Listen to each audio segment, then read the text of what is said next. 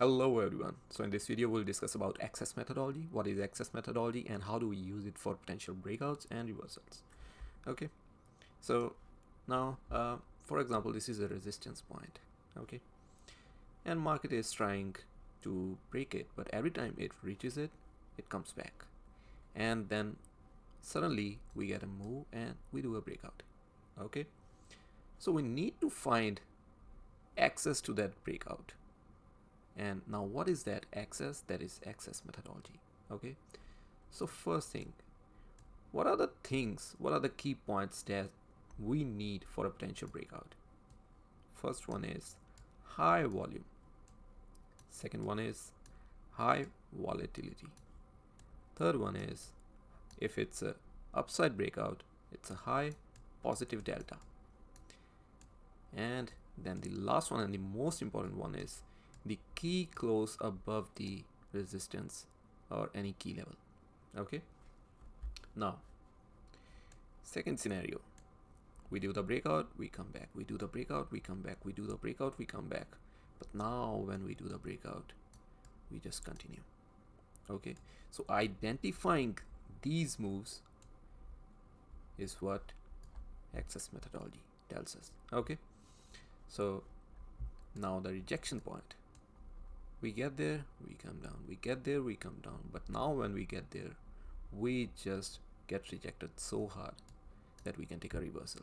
Okay, so now let's see. And the most important thing is for the ES especially, or for any market, we do not take the opening candles and the closing candles for access. Now I mainly use this access methodology on 15 minutes and 2 hour and sometimes 5 minute, but I never use them on 1 minute.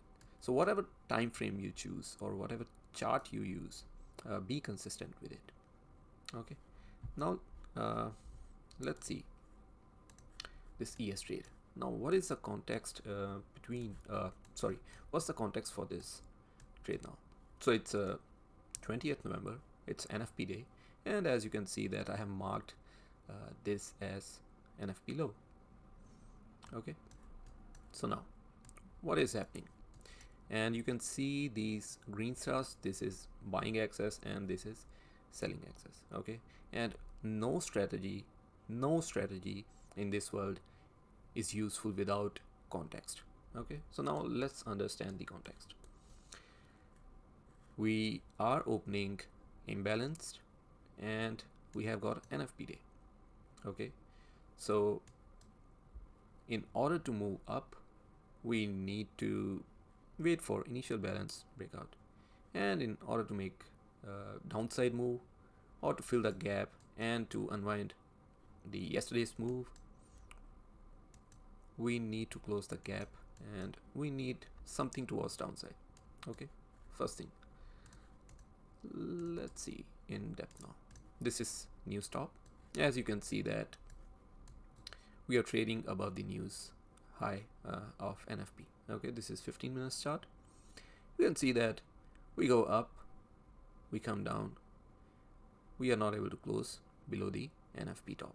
The first potential entry for gap close and unwinding for the previous day is the close of this candle below the new stop. Okay, but still, for example, you are not confident enough to take this much risk because the stop loss always goes above this candle. Okay, so now you can wait for initial balance breakout. So we do the initial balance breakout and we close below the NFP low. Now this is potential entry for gap close and continuation now. Okay, and as you can see that we got an access candle on initial balance low breakout also, and when we close below the new stop also.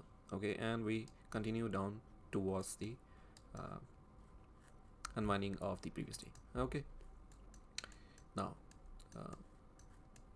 another example in the gold, this 5 minutes chart. Okay, and here I think the contract got changed, so I think here was weak high. Okay, so as you can see that we are moving up, down. Market is consolidating, and here we got pre-access signal. Okay, now what is pre-access? Any access move that gets highlighted before reaching out to the breakout point. Okay, that tells us that we need to preempt or we need to get inside of the market for potential breakout of the level.